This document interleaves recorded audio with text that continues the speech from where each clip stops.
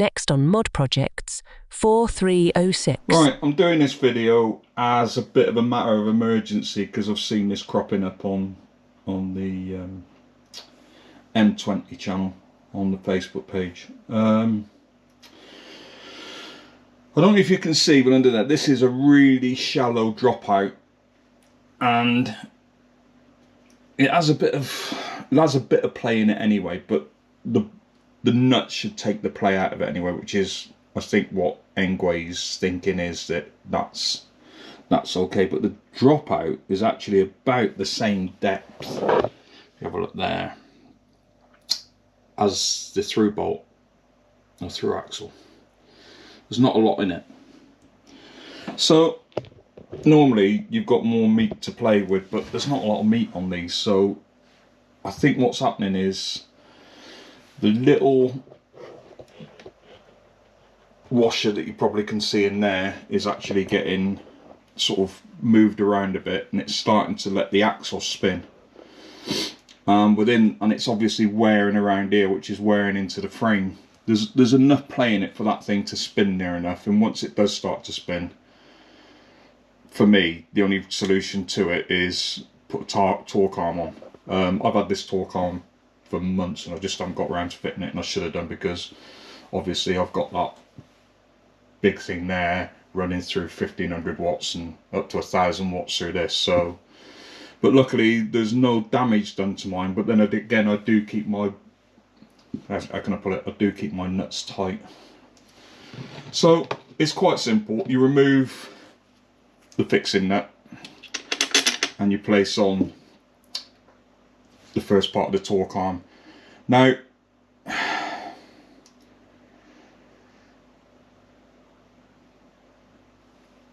there's ways of doing this, but I'm gonna run it through here rather than run it through anywhere else. So this is good enough. What the torque arm does is it takes away a lot of the torque tension away from here and places it into the frame. There'll be some experts come along in a minute and tell me I'm wrong, but that'll be par for the course. This part goes on there, and then we just tighten it all up together. So what we're going to do here is, because I haven't got a spacer to go in between that top one, I'm going to run, let's have a look here. So that'll sit there like that, but I can obviously do with some washers to make up the space behind, which I've got here.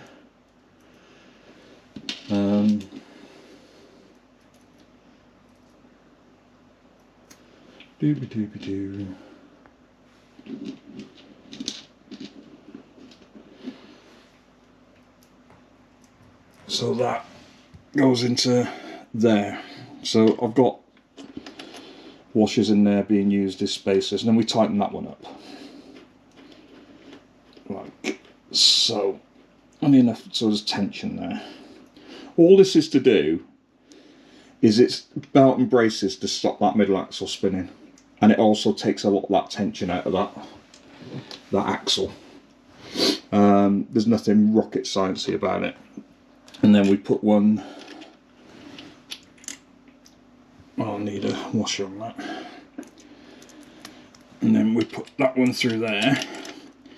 Just make sure nothing encroaches, but I don't think anything does, but I've not fitted one yet. So, to be honest, these should come as standard on here.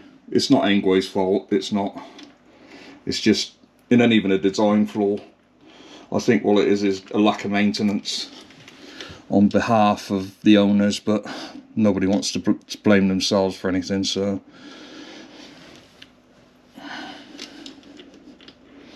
So we get that ball rolling into there. It's obviously a lock nut. It sits behind there, and then we start to tighten things up. Saying that, I think I might have the Allen key going into there. Yay! So we tighten this one up. There we go. So we start to get that nice and tight.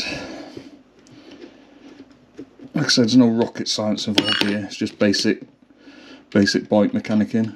I'm led on the floor doing this. This isn't the most comfortable way of doing it, but I don't have time to set up the rig. So that's nice and tight on there now. And then we just put the bolt back on. One washer, one bolt, and then we just tighten this back up. Let's get that nice and tight. So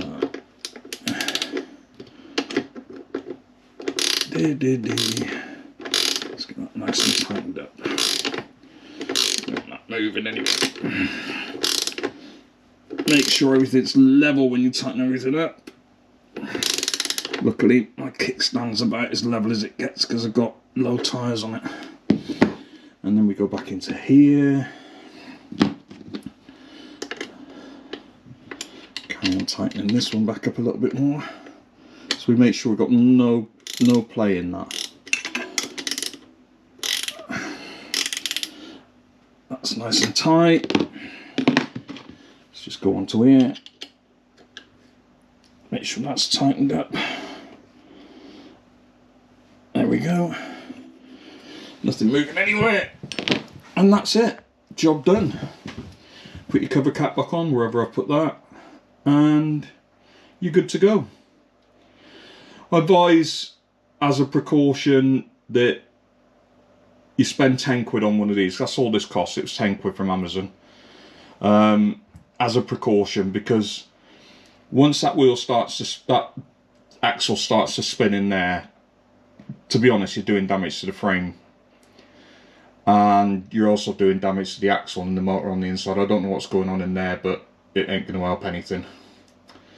So, for the sake of £10, this might save your life, because if this comes out and this comes away when you're riding it, and the wheel actually manages to get loose, I doubt it will very much because of the weight on the rear, onto the rear axle from the frame.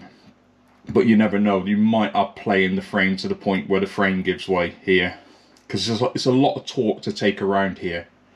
So within that, I think this is probably an update that all M20 owners should be doing.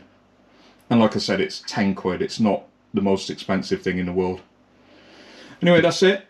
Hope you've not enjoyed this video, because it's going to cost you £10. But I'll add a link to where I got the... because there's variations of these torque arms, and this is probably the best fitting one.